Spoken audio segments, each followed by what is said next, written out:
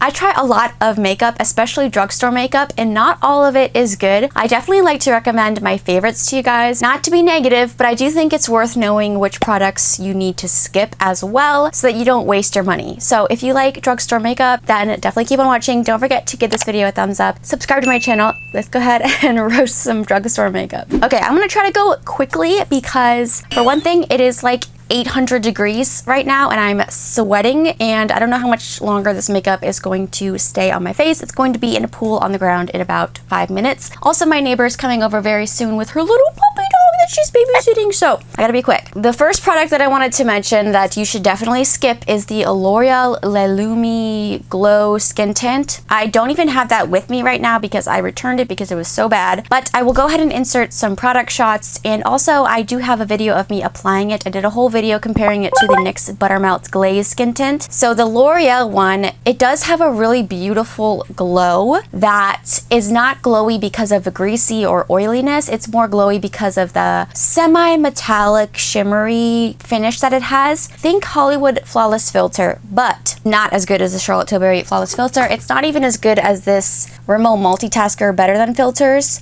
It is heavy on the skin. It accentuates every single pore or line that you might have. It doesn't wear well. It bunches up funny. It just does not look flattering. From a distance, it looks good because it has that pearlescent finish, which can be pretty, but if you do not have perfect baby doll skin, steer clear. Honestly, if you're looking for a similar finish, like I said, go with the NYX Buttermelt. That one's more glowy. If you have oily skin, you might not like that. If you want something that kind of sets down but still has a glowy finish, try the Rimmel. This one is like one of my favorite Charlotte Tilbury dupe products, and it actually has a good amount of coverage for a like glow booster product.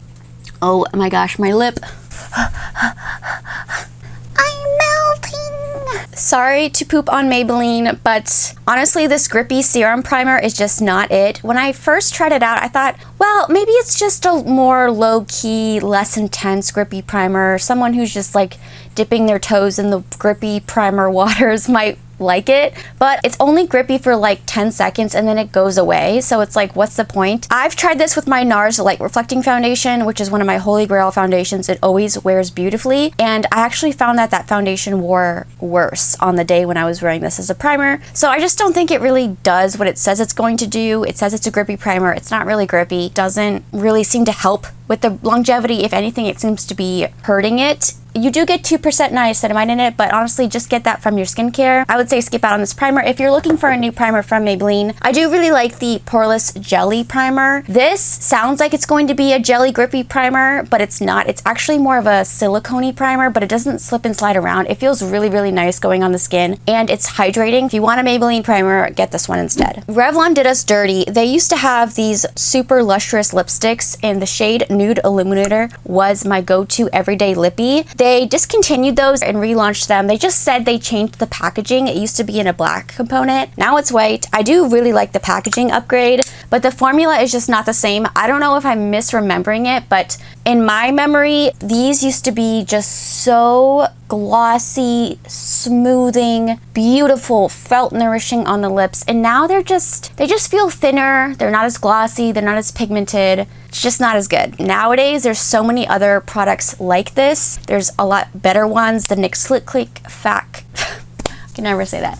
Fat Click Lip Balm. e.l.f. has some of those ones that are like lip balm, lip gloss, lipstick hybrids. Every brand kind of does now. Revlon did something before everyone else, but then they went and ruined a good thing.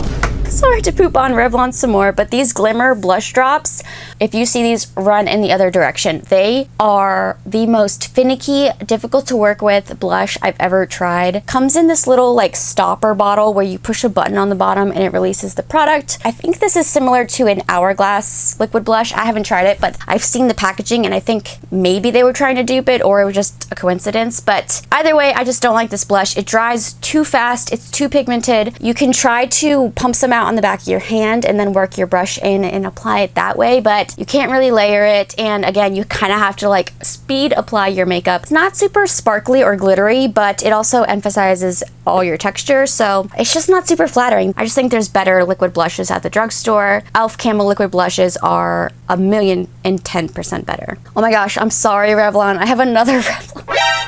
This one though, I don't think it's really a bad formula. It's just mostly the color. The Revlon Super Lustrous Glimmer Lip Gloss. This is a very, very, very, very, very sparkly gloss. If you do not like glimmery, sparkly glosses, you will not like this. Honestly, it feels fine on the lips. It's a little bit of more thicker formula, more of that like traditional lip gloss formula, but it's just a little bit too metallic for my taste. And also just the color, it's almost like a rose gold. I wish it was either a little bit more brown or a little bit more pink. It's kind of like a reddish brown. It's like golden, almost green reflex. Just not my favorite color. More of a color thing for me, but also I just don't think the formula is really anything to write home about. It's almost too metallic. Another lip product, this is the Essence Juicy Balm Glossy Butter Balm. This one is in the shade Chocolate to Handle. Again, I think it's a little bit of a shade thing because this is just a really, really, really dark brown. But honestly, it's just way too pigmented. I don't know if the other shades are like this, but it's just too much too fast. And personally, when I'm doing a more bold color, I want something that's going to stay in place a little bit more. This is too balmy, too thick. It's running everywhere. It's too pigmented. It's just too much. You can make it work if you really, really have to, but